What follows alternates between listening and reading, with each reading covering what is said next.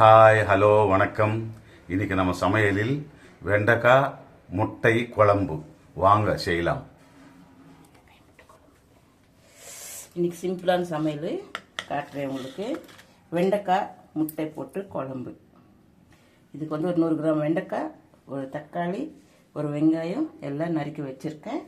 இப்போது தாளிச்சிக்கலாம். குழம்புன்றதுனால கொஞ்சம் ஒரு 4 ஸ்பூன் எண்ணெய் விட்டுக்கலாம். கொஞ்சம் காரக்குழம்புன்னா கொஞ்சம் எண்ணெய் இருந்தால் நல்லாயிருக்கும். போதும். ஒரு இந்த ஸ்பூனில் வந்து உங்களுக்கு அது பார்த்தீங்களா ஸ்பூனு நான் சின்னதாக வச்சுருக்கேன். 4 ஸ்பூனு. அதுக்கு மிஞ்சி எண்ணெய் வேணாம், போதும். அந்த எண்ணெய் நம்ம கரெக்டாக உப்பு காரம் போட்டு செஞ்சோம்னா எண்ணெய் இல்லைன்னா கூட நல்லதாக இருக்கும். பார்த்தீங்களா எண்ணெய் காஞ்சிடுச்சு. இப்போது வடகம் போட்டுக்கலாம்.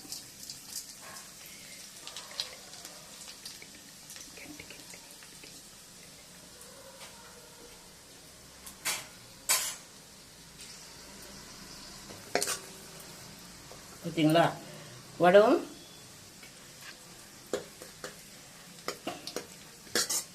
வடகம் போட்டு தாளிக்கணும், நல்லா இருக்கும்.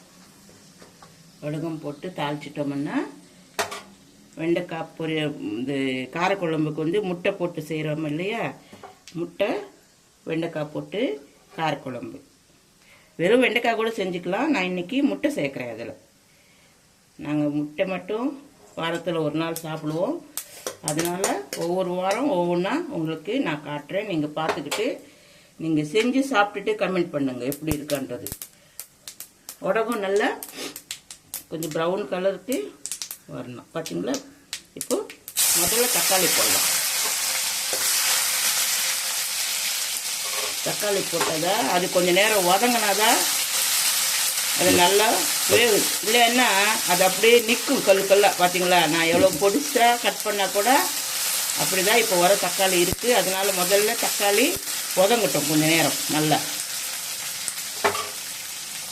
அப்புறமா வெங்காயம் போட்டுக்கலாம்.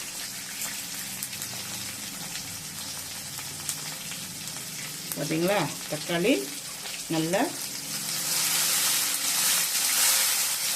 இதுக்குள்ளே நம்ம புளி கரைச்சி வச்சுருக்கேன்.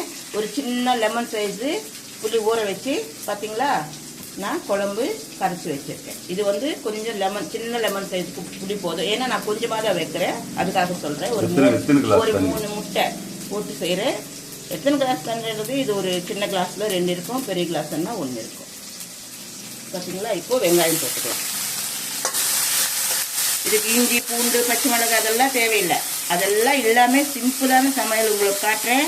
நீங்கள் டக்குன்னு ஆஃபீஸுக்கு போகிறவங்களாம் ரூமில் இருந்துக்கிட்டு செஞ்சு சாப்பிடுவாங்க இல்லைங்களா, லேடிஸ் ஜென்ட்ஸ் எல்லாருமே. அவங்களுக்கு ஈஸியாக இருக்கிற சமையல் தான் இது. நீங்கள் வந்து இப்படியே பார்த்துக்கிட்டு செஞ்சு கமெண்ட் பண்ணுங்கள். உங்களுக்கு என்னென்ன ரெசிபி வேணுமோ கேட்டுருந்தா கூட நான் வந்து உங்களுக்கு என்னால் முடிஞ்சது இப்போது பண்ணி தரேன். இப்போ வெண்டைக்காய் போட்டேன். வெண்டைக்காய் கொஞ்சம் நேரம் வதங்கணும்.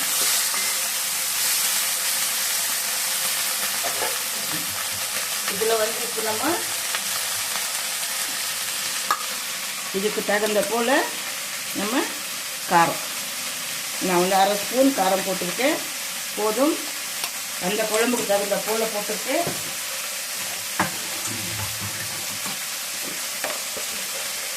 இதுக்கு உப்பு போதும். அப்புறம் வேணுமென்னா நம்ம சால்ட் மிக்ஸ் பண்ணிக்கலாம். முதல்ல நிறைய உப்பு போட்டோம்னா ஜாஸ்தி ஆகிடுச்சுன்னா வேஸ்ட் ஆகிடும்.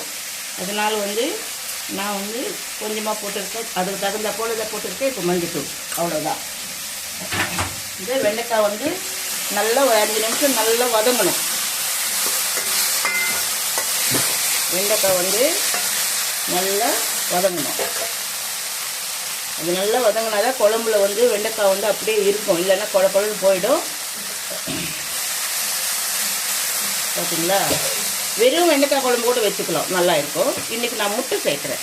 வெண்டைக்காய் காரக்குழம்புல வந்து நான் முட்டை சேர்த்து குழம்பு வைக்கிறேன். வெறும் முட்டை குழம்பு வச்சுக்கலாம். இந்த மாதிரி காய் போட்டு முட்டை குழம்பு வச்சுக்கலாம். முருங்கைக்காய் போட்டு வச்சுக்கலாம், கத்திரிக்காய் போட்டு வச்சுக்கலாம், வெண்டைக்காய் போட்டு. இன்றைக்கி வீட்டில் வெண்டைக்காய் இருக்குது. எது போட்டாலும் ஒரு காய் தான் போடணும். ஆமாம், எல்லா காயும் போட்டு அது குருமா ஆகிடும். இது சாம்பாரில் கூட முருங்கைக்காய் சாம்பார்னா முருங்கைக்காய் சாம்பார் டேஸ்ட் வரும், வெண்டைக்காய் சாம்பார்னா வெண்டைக்காய் டேஸ்ட் வரும். அதனால் எதுவாக இருந்தாலும் ஒவ்வொன்றா தான் போட்டுக்கணும், அதுதான் நல்லா இருக்கும். அப்போ தான் அந்த வெண்டைக்காய் டேஸ்ட்டு தெரியும் நமக்கு. முட்டைன்றது ஜென்ரல் பார்த்தீங்களா, நல்லா வதங்கிடுச்சு. இப்போ நம்ம குழம்பு இதில் இதுக்கு நான் புளி தண்ணி எல்லா உப்பு காரம்லாம் போட்டுட்டு பார்த்தீங்களா, நான் வந்து அது கொஞ்ச நேரம் கொதிக்கிட்டேன் பார்த்தீங்களா. இப்போ குழம்பு நல்லா கொதிச்சது, வெண்டைக்காய் கூட பாதி வரைக்கும் வெந்து போச்சு. இப்போ நம்ம முட்டை உடைச்சி அதில் ஊற்றிக்கலாம். இப்போ முட்டை உடைச்சி ஊற்றும்போது நீங்கள் ரொம்ப சிம்மில் வச்சிடணும். சிம்மில் வச்சதை பார்த்தீங்களா, அப்படி முட்டை நல்லா கழுவி வச்சுக்கோங்க. வாங்கிட்டு வந்ததும் அப்படியே போடாதீங்க, நான் நல்லா கழுவி வச்சுருக்கேன் பார்த்தீங்களா. இதுக்கு ஒரு 3 முட்டை போடுறேன்.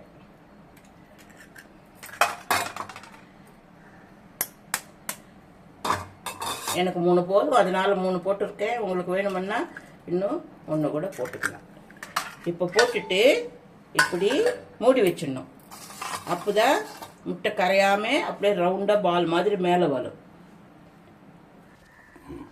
பார்த்தீங்களா, சிம்மில் வச்சதை முட்டை கரையாமல் பார்த்தீங்களா இப்படி வரும். நீங்கள் முட்டை உடச்சி ஊற்றிட்டு ஹையில் வச்சிங்கன்னா அப்படியே செதறி போயிடும். இந்த மாதிரி சிம்மில் வச்சு முட்டை உடச்சி ஊற்றிட்டு ரொம்ப சிம்மில் வச்சிடணும். பார்த்தீங்களா, முட்டை உடையாமல் இந்த குழம்புல நல்லா கொதிச்சிடுச்சு. இதுதான் வெண்டைக்காய் போட்டு முட்டை போட்டு காரக்குழம்பு நல்லா இருக்கும். நீங்கள் செஞ்சு பார்த்துட்டு கமெண்ட் பண்ணுங்க. முட்டை வெண்டைக்காய் காரக்குழம்பு அவ்வளோதான், ரெடி. இப்போ வந்து அது ரெடி டு ஈட். முட்டைன்றது NV, அதுக்காக வந்து நான் கொஞ்சம் இந்த மசாலா பவுடர் எல்லாத்துக்குமே சேர்த்துக்கலாம். சூப்பரான ஸ்மெல் வரும். கொஞ்சம் 1/2 ஸ்பூன் போட்டிருக்கேன், அதுக்கு மேலே வேணாம். இது போட்டுட்டு நம்ம இறக்க வேண்டியது தான். ஆனால் முட்டை வடித்து ஊற்றுறதுக்கு அப்புறம் சிம்மில் தான் இருந்தால் தான் முட்டை கரையாமல், இல்லைன்னா அப்படியே திரியாக போயிடும். பார்த்தீங்களா, முட்டை அப்படியே வந்துடுச்சு. இது வெண்டைக்காயோட வச்சு சாப்பிட்டா சூப்பராக இருக்கும். பார்த்தீங்களா, முட்டை நான் வந்து இந்த குழம்பு சிம்மில் வச்சு மூடி வச்சுட்டா அதுவே அப்படியே முட்டை கரையாமல் அப்படியே முட்டையை உடைச்சி ஊற்றுது அப்படியே இருக்கும் பாருங்கள். இப்படி தான், இதுதான் முட்டை கார குழம்பு. நீங்கள் செஞ்சு பார்த்துட்டு சாப்பிட்டுட்டு கமெண்ட் பண்ணுங்கள், சப்ஸ்கிரைப் பண்ணுங்கள், லைக் பண்ணுங்கள், ஷேர் பண்ணுங்கள். ஏன்னா 10 பேருக்கு போனால் தான் எல்லாருமே செஞ்சு சாப்பிடுவாங்க. இதே போல் சிம்பிளான ரெசிபி, சுவையான ரெசிபி. ஏன்னா 10 பேர் சாப்பிட்றதுக்கு நீங்கள் ஷேர் பண்ணணும், சப்ஸ்கிரைப் பண்ணணும். ஓகே.